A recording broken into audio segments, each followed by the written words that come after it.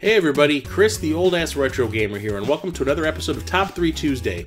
Today's topic are my favorite games to play on the go. Back in the late 80s, when my parents got me and my brother Game Boys for Christmas, I had become fascinated with handheld gaming. I thought it was just amazing that I was able to play these full games on the go in the palm of my hand, battery operated, with its own screen, its own controller, little self-contained device that wasn't one of those stupid, dinky little Tiger handheld garbage pieces of crap. I think we had at least 20 or 30 of those in our house, and once we got our Game Boys, those things just gathered dust. As time progressed and technology evolved, these handheld consoles got better and better to the point where it's almost like having a full-on home console in the palm of your hand. The Vita is like a portable PlayStation 3, I shit you not, it is super impressive. And Nintendo decided to make their new console, the Switch, a combination of a home console and a portable. Portable gaming is a huge thing. I mean, everybody plays games on their phone. It's easy, it's convenient, the games are simple. I fell out of touch with handheld gaming for a while in the mid-2000s until maybe 2014 when I bought my first 3DS, and it just completely reminded me why I love playing games on the go. I can play them wherever I want. I can play them on the bus, I can play them in my car, I can play them at work, at a restaurant, at my mom's house, on the couch, in my bed, on the toilet. Disgusting! And you know what? Developers do not skimp on these games. They put as much effort into these as they do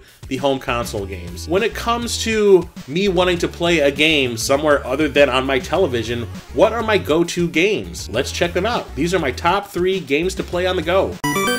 Tony Hawk Pro Skater 2 on the Game Boy Advance. When the Game Boy Advance first came out, this was one of the first games that I purchased for it. I was a huge fan of the console versions of this game. Super fun. Not really a sports game person, but skateboarding to me isn't really like playing a football game, you know? It's a little more arcadey than a football game or a baseball game, so I was totally into those at the time, and this was naturally something that I would buy on day one, which I did, and I loved the crap out of this. I played this the most out of any game I bought on day one, including Castlevania Circle of the Moon. The game is just so much fun to play because it is basically, instead of being a 3D skateboarding game, this is now an isometric skateboarding game, but all the levels are exactly the same as the ones from the console versions, just now from a different perspective because limitations of the hardware and all that did not hamper the game in any way. It plays just as well as its console counterparts. All the secrets, all the things you need to find and unlock, everything is in there, and on top of that, the controls are top-notch, which surprised the hell out of me. I did not think this game would translate as well as it did, and it is super fun to play because of it. So Tony Hawk's Pro Skater 2, when I first started collecting Game Boy Advance games, was one of the first games I decided to pick up because nostalgia, and it's a great game.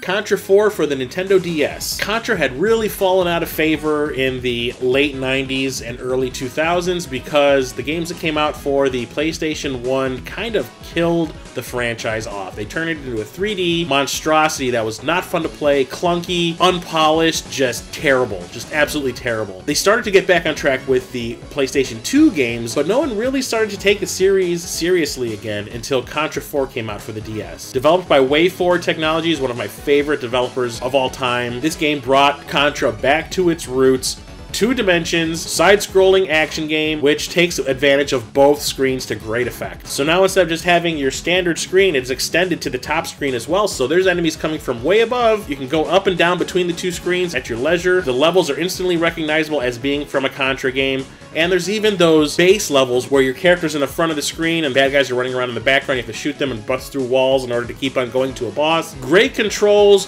great music, great graphics, new play mechanics that are fantastic, which is a natural evolution from, I would say, Contra 3 The Alien Wars. Plays fantastic, and like I said, one of the best Contra games out there. Made the series relevant again. Where's Contra 5, people? Let WayForward do another game in the series, please. Field Commander for the PSP. I'm not exactly a huge fan of strategy games. Sometimes they're fun, sometimes they're not. It really depends on the mechanics. If it's a port from a PC game, sometimes it just doesn't translate too well when you have to use a controller instead of a mouse and a keyboard. But sometimes developers get it just right. Field Commander is one of those games. It plays so well on the PSP with the limited amount of buttons that you have. The game is not gigantic in scope, so it does not feel like it's trying to overextend its reach and make things needlessly complicated, so it's not really fun anymore. This is a very simple strategy game that knows the limitations of the hardware and just runs with it. Yeah, it is your typical strategy game. You gotta build your army. You have a certain amount of turns available to you in order to complete a mission. You have a certain amount of vehicles at your disposal. Graphics are great for a PSP game, especially an early PSP game. The music is great, not too intrusive, doesn't really draw attention to itself, it's just kind of there to motivate you. But on top of all of that, it plays well, it is not complicated, and it is fun. I remember when I first got my PSP and I picked up a copy of this game because I remember finding it on sale and I was like, that's a different type of game I don't have for my PSP. That'd be fun to play. And I would play my PSP on my lunch break at work all the time, and I ended up playing this exclusively for about 2 months straight, and really got me into RTS games. Even though this is like an RTS Lite, and I got a copy of Battle for Middle-earth 2 or Halo Wars, I was immediately hooked on those types of games for the longest time because of Field Commander. You need a copy of this in your collection if you have a PSP. Even if you're not exactly a strategy fan, this is your entry-level drug into a whole new world of gaming. So there you have it, my top 3 games to play on the go. Let's see some response videos on this topic. Another one that is just ripe for response videos because there's so many games out there for handheld consoles. If you want to talk about mobile games too, feel free. It fits into the topic. No complaints from me. So what are your top 3 games to play on the go? I really want to hear what you have to say on the topic. Like I said, I'd love to see some response videos. Link them in the comment section below if you decide to make one. And until next time, and the next Top 3 Tuesday video, I am Chris, the old-ass retro gamer, signing off.